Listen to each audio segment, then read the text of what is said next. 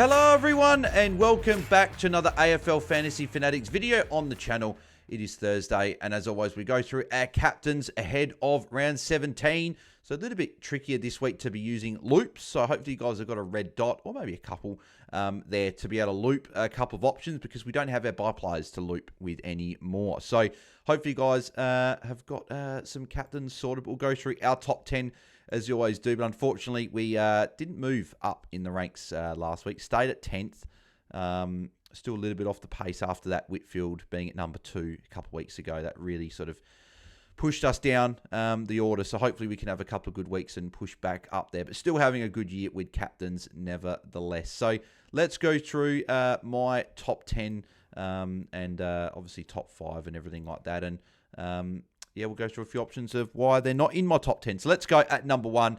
Probably not much of a surprise as to who is sitting at number 1. And it is Bailey Smith coming up against Richmond, who we down at GMHB, which obviously we know how good a matchup Richmond have been this year. But also Baz's form at GMHBA has obviously been fantastic as well. Has only gone below 125 once. And that was that game against Brisbane before the bye. Other scores at GMHBA, so he played Freo for a 126, Melbourne for a 127, Giants for a 149, Bulldogs for a 126, and then obviously Brisbane for that 94. Richmond's an easier matchup than those, so I'm hopeful that he can put up another massive score there. And yeah, obviously the bye would have helped, obviously with any of that little hamstring sort of niggle that he had. So hopefully comes out and puts up a big score. And I think that he will do just that. So he is my number 1 option this week, and I think he'll be the consensus number 1 across pretty much everyone. So it's pretty much from here on in where people might get a little bit different, a little bit fruity. So coming in number 2 for me, I've got Jai Caldwell. He's just been absolutely killing it at the moment. So coming against Gold Coast at Marvel, his form of late has been very, very good. So we know how good a fantasy player is when he gets over 70% time on ground and then that sort of, I think it's like, 55, 60% CBAs. So even just this year, 146, 97 and 100. Came back, played 2 games, low game time, low CBA, scored a 72 and a 57 against Sydney and the Dogs. But then after that, 120, 128, 110, 122, 109. Just getting it done week in, week out. And he comes up against Gold Coast this week, who are a very positive matchup for midfielders, particularly inside mids, giving up nearly 10 points, plus 10 points for inside mids. So I just like this matchup. There's a chance that I might put him down 1 or 2 spots because I've got a lot of guys in probably the top 7, 8 that I'm almost still at now trying to figure out how I'm ordering it. But I'm fairly happy with the order at the moment. So I've got Caldwell at 2. But he might go down, but also the fact that he's averaging like 118 points this year if you remove those 2 lower... Well, actually, if you remove those 2 lower games where they were injury impacted, so what's that? He said played 10 games. What's his total scores? So 10 games, 1061. So I'll quickly just do this on the fly. So 1061, take away the... What were the 2 scores that he had there? So he had the 72 and 57. Okay, so from 8 games this year, he's averaging 116.5 if you remove those 2 injury management games out the way. So, yeah, I think he has to go number 2, just based on form and how he's going at the moment. So, Jai Caldwell is my number 2 option this week. Coming in at number 3, I'm going back to the well again. Tristan Cherry makes my number 3. Comes against Tim English and the Dogs tonight.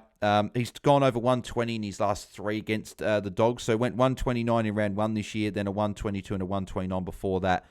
And the Bulldogs over the last 5 matchups are one of the easiest matchups. The only matchups that are easier for Rucks are Richmond and GWS. GWS being number 1, Richmond number 2. Dogs are number 3 matchup for Rucks over the last 5 weeks. So he probably would have gone over Caldwell if it wasn't for his last 5 games. So he's only tunned up once in his last 5.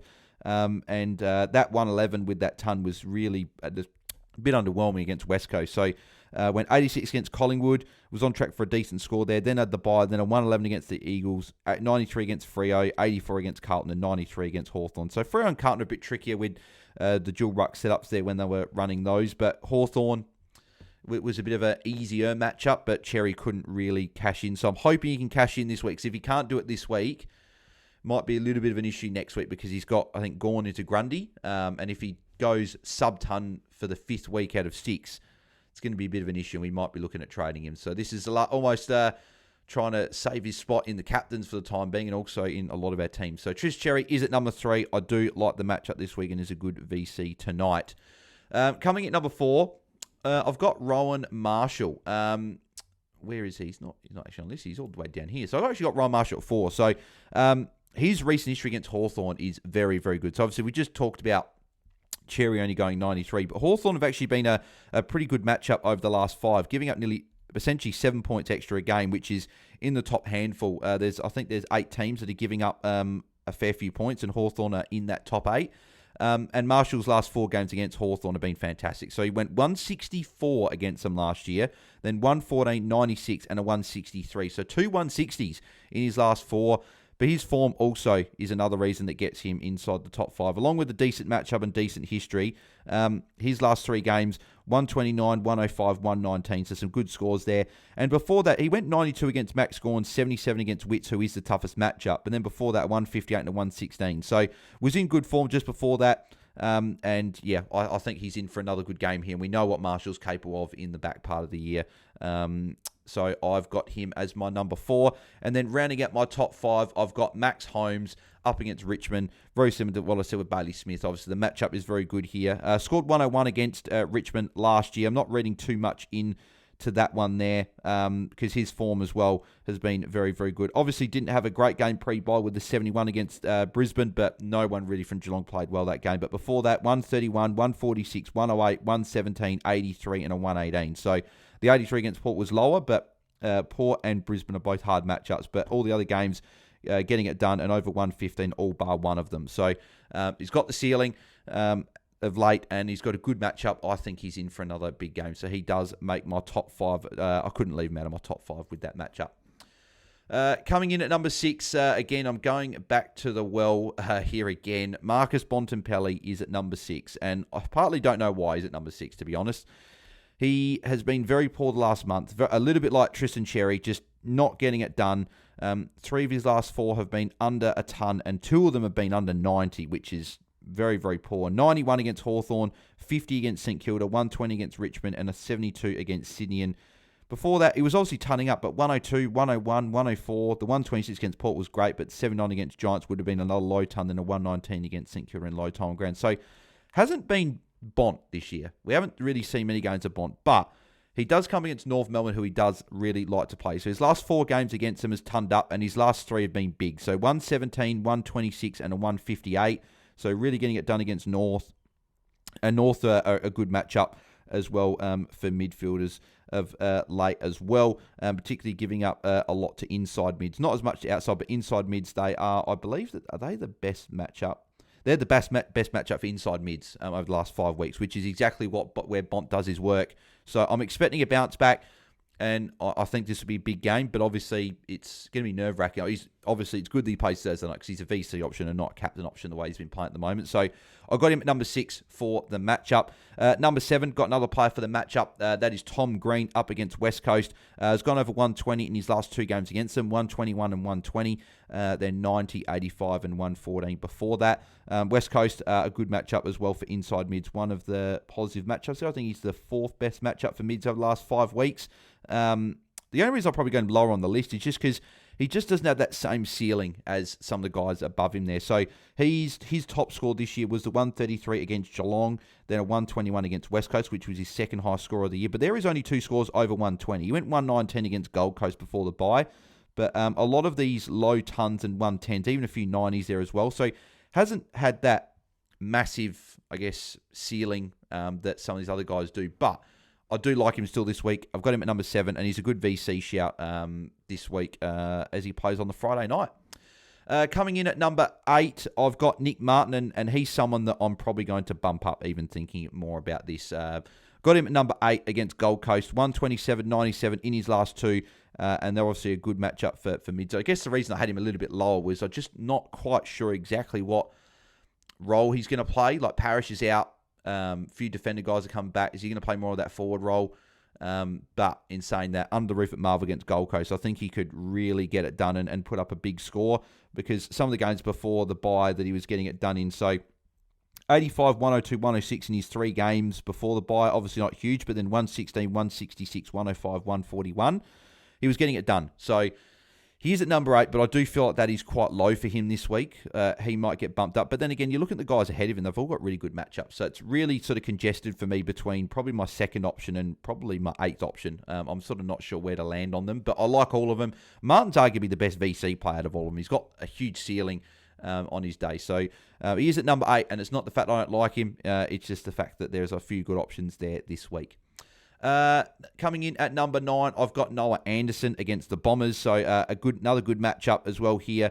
Bombers for midfielders are the best, one of the best matchups going around for mids, and they're both good for both inside and outside mids. So I think that's really good for Noah Anderson. 94 and 118 in his last 2 games against Essendon. And even his most recent form as well has been pretty solid as well. So 93 last week, but that was getting a pretty hard tag from Ed Langdon for a lot of the game, but got there in the end. 133 against Giants before that. 60 against Geelong with the Mullen tag and getting a pretty heavy hit from Stewart. But then 116, 118, 116 before that. So some good form for Noah Anderson. He makes my top 10 with a good matchup this week. And rounding out my top 10, I have got Nasai Wanganeen-Millera up against Hawthorn. His last 3 against Hawthorn's actually gone pretty well. 119, 125, 81. So the 81 a bit lower, but the 2 other scores before that are really good. And he's obviously by far and away the best, well, not by far and away, but he's the number 1 defender this year.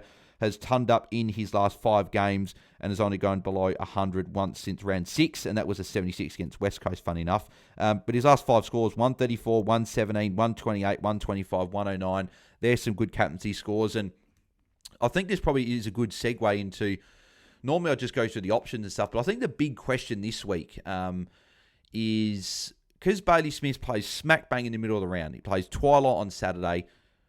Are we going a VC into Baz captain, or are we wanting an option as him captain, VC into a captain that plays after him? Because he plays after, you've got Port and Brisbane and Port, not many options we're probably looking at there.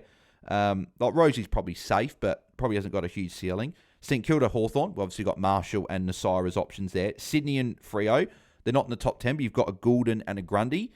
And then you've got, because I'm not looking at the Freo boys this week, and then you've got Adelaide and Melbourne, so maybe a Jordan Dawson the last game. So it's like, do you go Baz VC into with the Richmond game into an option after him, or do you go an option before him?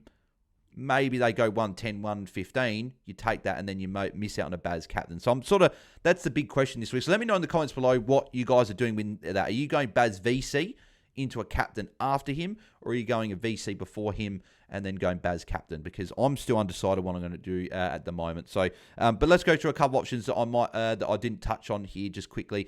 Jordan Dawson didn't make my top 10. Probably the first time all year he's made my top 10, to be fair. But Melbourne is a good matchup. I'm just worried that he gets some attention from an Ed Langdon or even a Viney, someone like that. I think Dawson, again, is one of those players that can still handle that tag. But even his last month hasn't been the Dawson that we were seeing early in the year, where he was going a lot of 120. So his last month, 86, 109, 97, 105. But if I'm looking at those 4, Sydney was really dewy, and they were up by so much that he pretty much didn't really take it. He took it pretty easy after quarter time. Brisbane, 109, getting the Dunkley tag all night, and it was really wet. Hawthorn, he was one of the top scoring players of the game, but only scored 97. And then the 105 against Richmond, had the last 5 minutes on the bench. That could have been a 120 as well there. So his last month has been quiet, but there's probably a few reasons why. I think Melbourne, he gets back to some better form. Just didn't make my top 10 just because of some attention. And the guys I've mentioned before, I don't think they'll have much attention going his way. Nick Dacos against Carlton. I don't love the matchup, and Chincotta I would expect will go to him. Dacos has been playing really, really well. He's turned up in 4 of his last 5. The Melbourne game was the only one where he went under that, but that was where he got some attention. He got 102 against Windhager, so I think he can still turn up in this game. I just wonder I don't think his ceiling will be there. So played Carlton early in the year as well, only the 76. That was his lowest score of the second lowest score of the season. So I think he'll do better than that, but I'm not sure I'll be looking at him as a VC or captain this week. Lockie Ash against West Coast. I do like Ash this week. I think he'll score well, but I just don't look at him really as a captain option. He's only had that only one score over 120, I believe, and that was in opening round against Collingwood, where he went 125. But he's been a really consistent 110 guy. Like, he's only gone, when he's turned up, he's only gone below 110 twice. Like, in terms of when he turns up, he goes 110 plus, bar 2 occasions. Which is round 13 and round 15. So 2 of his last 3 actually he's gone a little bit low. But he's been really consistent getting 110s. I just don't think that's enough for a captain or as a VC because he plays early in the round. Gawn up against O'Brien, second toughest matchup. I'm not looking at that this week if you've got him. So hopefully he goes well, but I wouldn't be looking there this week. Brodie Grundy, really stiff to miss out on the top 10. It's just Freo been quite difficult to score against with the dual rucks out. I know Marshall went 119 last week, but before that, they weren't giving up many scores. He probably should be making my top 10, to be fair, because his form has been absolutely ridiculous. So he's gone over the ton in every game since round 9, and that every score's been over 111. And his last 5 have all been over 120. So that he really should make my top 10, but I just think there's some really good options this week. He's probably a really good option as a fullback captain if you're looking at doing the VC with Baz. Jeremy Cameron in draft, I like him as a VC, but obviously not in classic. I wouldn't be doing that. Matt Kennedy just doesn't have that ceiling to be a captain option week in, week out. Like North are a good matchup, but I think he's only going over 120 once this year, and that was in round 13 against Hawthorn with the 130. Again, a bit like Ash, a lot of 110 scores when he's turning up, but just not enough probably to put him as a captain option this week. Zach Merritt, look, he could put up a good score this week. Gold Coast don't tag. He might go back in the mids with Parrish out this week, and I think that he's got to go back in there. If he's back in the mids, he could put up a monster score this week, but obviously we just don't know. So I just don't think you could do him as a captain, but you could put him as a VC if you want to have a real swing. If you want to have a swing at someone that could go absolutely massive going into Baz, I think you could do far worse than going as Zach Merritt, but just doesn't make my top 10. Darcy could be a VC against North Melbourne, but I think there are better options. But you could have a big day tonight, or big night tonight. Richards as well could be an option, just as have a massive ceiling. He's only had, I think, one. I think he's very similar to Kenny, only one score over 120 this year as well. Zorko and Rosie, both tough matchups against each other, so I'm not looking there. Errol, don't mind as well. Tom McCarthy makes this list as well, which is quite funny. She's not looking at. Jared Witt's in draft as well. Have a look at Witt's in draft. If he's up against Vigo Vicentini, he could put up a massive score, so definitely look at him. And then the other ones I want to touch on was Andrew Brayshaw and Caleb Sarong, who's not on this list here, but they'll get tagged. Well, not Brayshaw get tagged, but I think that Sarong will get the tag. And Brayshaw, I just don't love the Sydney matchup. And I think, has Brayshaw been a little bit lower last few, or has he put up a couple of good scores? He's gone 99, 104, went 136 against North, 113 and 88. So only one score over 115 in his last 5. And Sydney's not a great matchup. They're playing better footy at the moment and at the SCG. Just don't love the matchup this week for Brayshaw, but definitely not looking at Sarong this week. So yeah, as I said, the big question is Bailey Smith. Is he captain or vice captain this week? And for me, I want access to his points. So I'm actually putting him as my VC and slightly going against my order. So my order, I'd normally be going a Cherry VC into a Baz, but I'm going Baz VC into Ryan Marshall this week. I want access to Baz's score because it could be anything. It could be an absolute monster, but if it's a 90 and if like a few of these options early in the round go low and he goes lower, then I can go into another captain after that. But just with his ceiling, like since round, round 6 where he went the 84 against Hawthorn, he's only gone below 119 once, and that was against Brisbane, that 94. But 136, 147, 126, 123, 149, 119, 132, and they're not easy matchups like Carlton, Collingwood, Giants, Port, Bulldogs. Like, they're all tough matchups. West Coast and Essendon are good matchups, and they are his 2 of his top 3 scores since then. But, like, there's some tough matchups in there, and Richmond's a good matchup. Baz has gone for Brownlow. I think he's going to be big. So I'm going Baz captain, so VC, into Rowan Marshall to get access to those points. But let me know in the comments, as I said, who you guys are going with be your captain and vice captain in round 17. But also let me know if you're doing Baz captain or Baz VC and sort of what your thinking is behind that, because I think I just want access to Baz's points. That's what I'm doing there.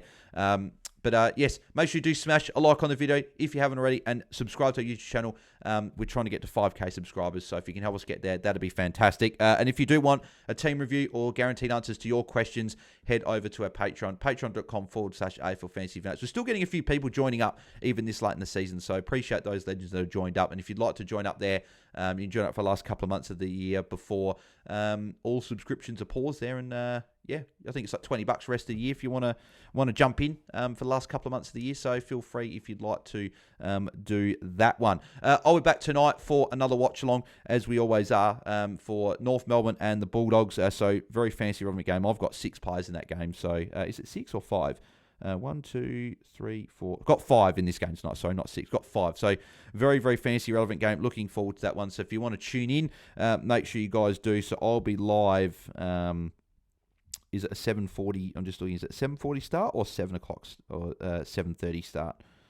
It is a 7:30 start. So yeah, I'll be live at 7:15 Eastern, 5:15 per time, going through, if you maybe answer a couple of questions before we go and preview the game. So, yeah, make sure you guys tune in. So, that'll be, an hour and 45 minutes from when this video does drop. So, hope to see a few of you legends out. And then we'll also be live tomorrow for a pre-lockout chat, as always, 6 p.m. Eastern, 4 p.m. per time, answering your questions ahead of Friday night footy, where we got a double header. So it'll be an interesting one there. So make sure you guys tune in tomorrow night there. So as always, thanks everyone for tuning in. Like, subscribe, do all that good stuff. Join the Patreon if you'd like to do that. And we'll catch you guys in watch along tonight. If not, the pre-lockout chat tomorrow afternoon. So thanks everyone. Good luck with your captains this week.